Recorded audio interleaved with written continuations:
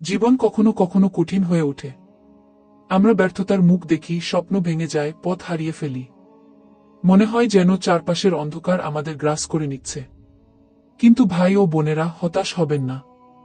মনে রাখবেন, কোনো বিপদই আল্লাহর রহমত থেকে বড় নয়। আল্লাহ সুবহানাহু ওয়া তাআলা বলেছেন, আর তোমরা আল্লাহর রহমত থেকে নিরাশ হইও না, নিশ্চয়ই আল্লাহর রহমত সীমাহীন। সূরা জুমার আয়াত 53।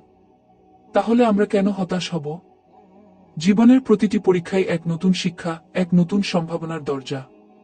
মহানবী সাল্লাল্লাহু আলাইহি ওয়াসাল্লাম কত কষ্ট সহ্য করেছেন, কিন্তু কখনো হতাশ হননি। সাহাবীগণ কত বিপদের সম্মুখীন হয়েছেন, কিন্তু আল্লাহর উপর ভরসা রেখেছেন। তাহলে আমরা কেন ভেঙে পড়ব? আমরা কেন আশা হারাব? আসুন শক্তি খুঁজে নিই আল্লাহর রহমতের মাঝে। যদি দুনিয়া তোমাকে কষ্ট দেয়, আল্লাহর কাছে ফিরে যাও। যদি মনে হয় কেউ নেই, মনে রেখো, আল্লাহ আছেন। যদি মনে হয় সব শেষ, বিশ্বাস রাখো, আল্লাহ নতুন দরজা খুলে দেবেন। তাহলে করণীয় কি? ১. সবর করুন, ধৈর্য ধরুন। ২. দোয়া করুন, আল্লাহর কাছে সাহায্য চান। ৩. কুরআন পড়ুন ও অনুপ্রেরণা নিন। ৪. নেক আমল করুন, আল্লাহর রহমতের আশা রাখুন। ৫. আত্মবিশ্বাস গড়ে তুলুন, আল্লাহর পরিকল্পনাই সেরা।